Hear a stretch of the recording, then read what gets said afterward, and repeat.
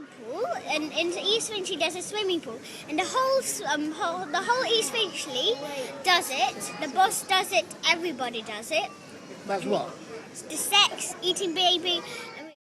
In the previous video about the BBC interview with Ricky Dearman and Victoria Derbyshire, we heard in detail about the alleged abuse of the children at East Finchley swimming baths.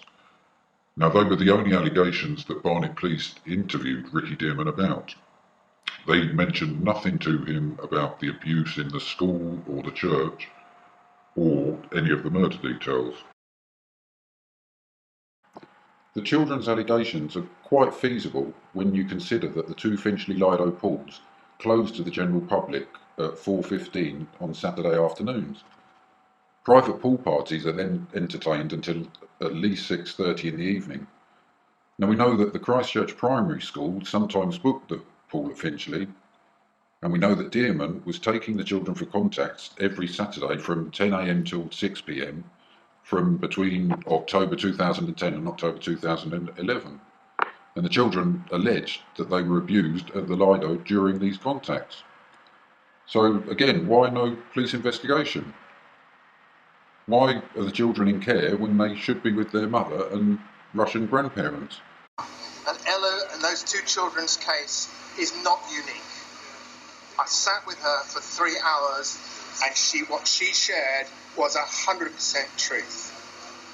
And I know no police officers have properly investigated this. It's incumbent upon you, Sergeant, to make sure that that investigation starts fully and fairly.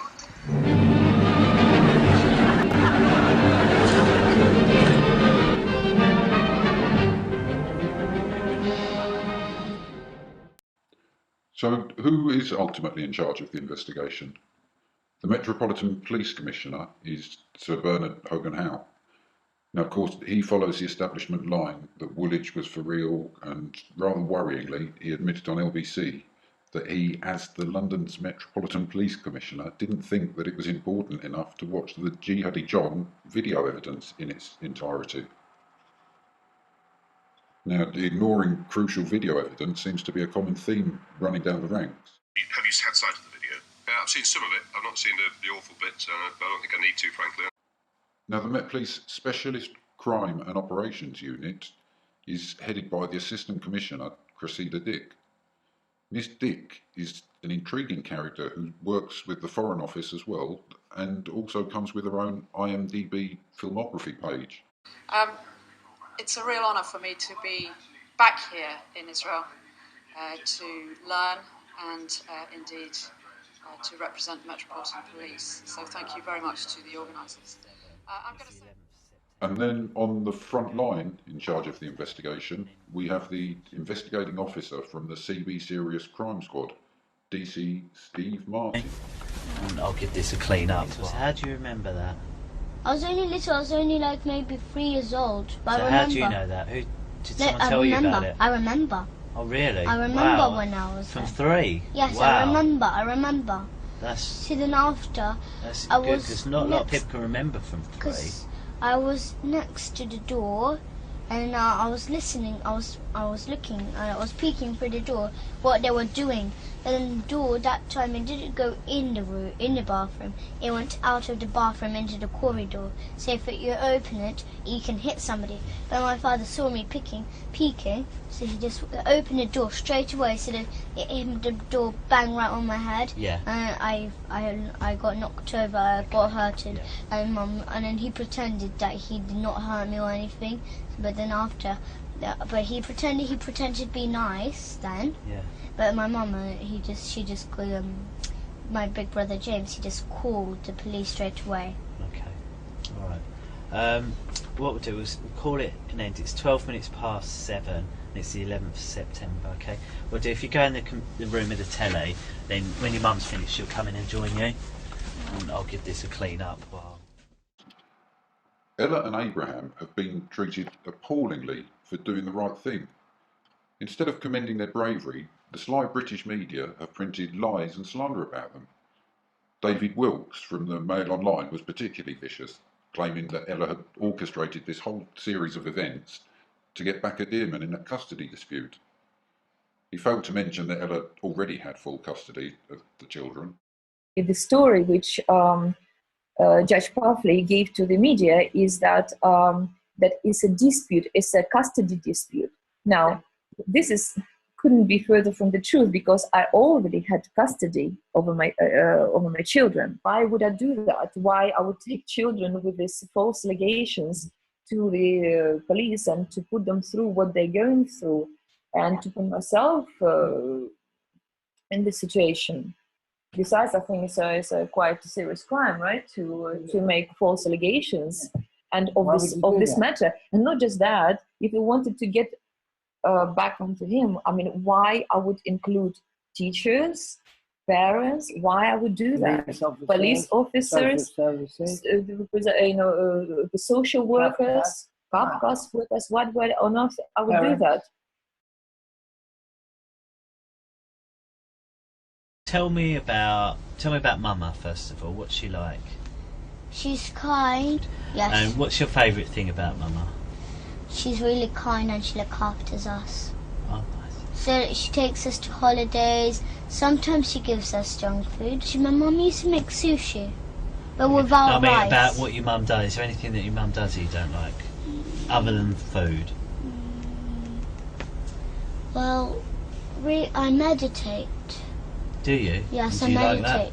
Yes, I meditate, but really, my mum got upset about one thing about meditation. Why? Because she did not know that I ate meat or baby meat all this time since I was a baby. She never knew, because I knew while I'm meditating, even because one of the rules is not to eat meat or any dairy. Right, I see. Or lie or steal or do anything. Okay. But because that time my dad used to learn me to steal money, all kind of stuff like that. That's why I used to steal my mum's money and buy sweets with it, or sometimes give it to my dad. Okay. Yeah. Okay, and what do you like about your mum? She's really kind. She buys whatever I like. Oh wow, that's lucky. And what sort of things do you like? And she also gives me lots of money. Does she? What's that for? Just gives me money for no reason. Oh, okay. She gives me, like, Abraham, he gives me £200. What for? An iPad mini. Wow, he gave you some money for an iPad mini? Yeah. Wow. Yeah. And what had you done to get that? Nothing, I just really did nothing. Oh, okay. I just earned it for behaving well. Oh, okay, so your mum does nice things, she buys you what she wants. She buys me lots of treats, she buys me popcorn, she buys me sandwiches. Wow. And so it's Abraham, he buys me sandwiches, popcorn, and she does my bed, and... Wow. So lots of nice things. Yeah. And is there anything that you don't like? No, she never hurts me, never hurts me. Never? That's good. No. Good. She just says, please don't do that. Oh, that's nice. And what about Papa Hemp? No, he never hurts me. No, what do you like about Papa? Tell me the nice things about Papa Hemp. He does nice juices for me, he buys lots of nice stuff, he buys me clothes. Yeah? Yeah. While we're on the subject of Papa Hemp, and just to clear up a couple of things, Abraham formed a private nutritional research organisation called Hampstead Organics in 1996, which developed a bit of a cult following.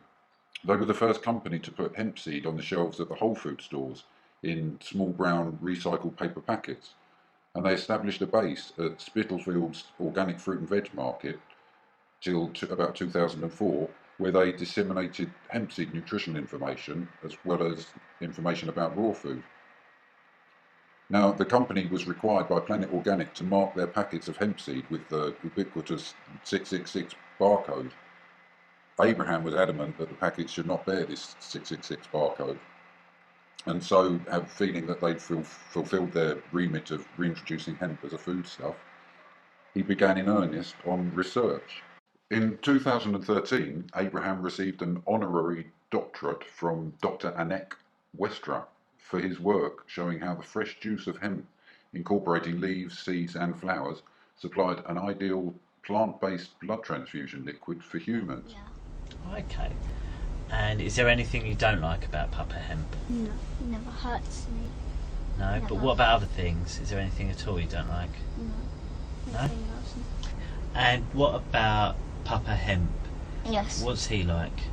He's kind, but when we were telling him all about this on the holidays in Morocco, because we were scared to tell, of course, so we lied a bit. We lied a lot though. Okay. We lied a lot, but then we were so scared and terrified when he found out about it, because the first time he's like, right, Elisa and Gabriel, somebody's touching you, and I know who it is. He said that to you? And then we just gave up, and we just said my dad. What do you mean you gave up? We gave up the deal with our dad, but not to tell anyone about this, or mom, anyone. Okay. But then we just gave up the deal. We just told him that's our dad, and then we carry on telling. But that time we were terrified to tell all about this baby killing and all this.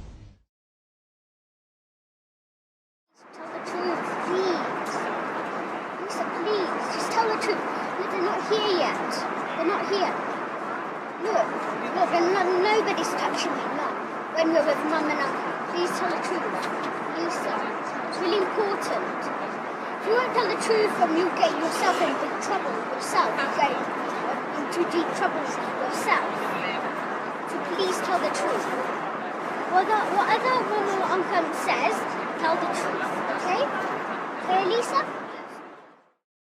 Older, we got you more used to it.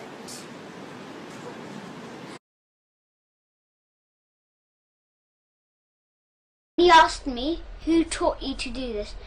Who done this? And then we told him it was a dad, and then... Okay. And then, but we were still really scared, we was really scared of him. Okay. And this is how we killed him. And this is how Do you mind if we have a break? Do you mind if we have a break quickly? Do you mind if we have a quick break? The UK column have got a list of serious questions about this case and the lack of investigation, but every day more questions are raised. The cover-up seems to have begun in earnest once the children had delivered their testimonies on the 5th of September. And we'd like to know why the Daily Mail and others have printed sensationalist smear stories, and also we would like to know why Metropolitan Police officers were threatened to back away from this case. DC Steve Martin seems an unlikely character to run an investigation of this gravity.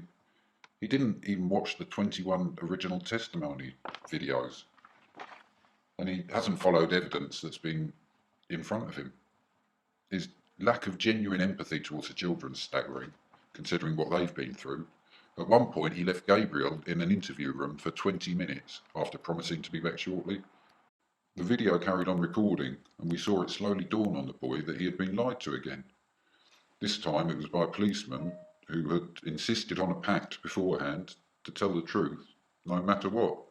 And just to explain today's date, it's 10:30 in the evening, and it's the 5th of September. And as I said, we're here at Barnet. Okay, alright. Well, we'll go through now. So you can watch a little bit more Harry Potter while we finish up. We in a special crime squad have been using wands for almost a year now.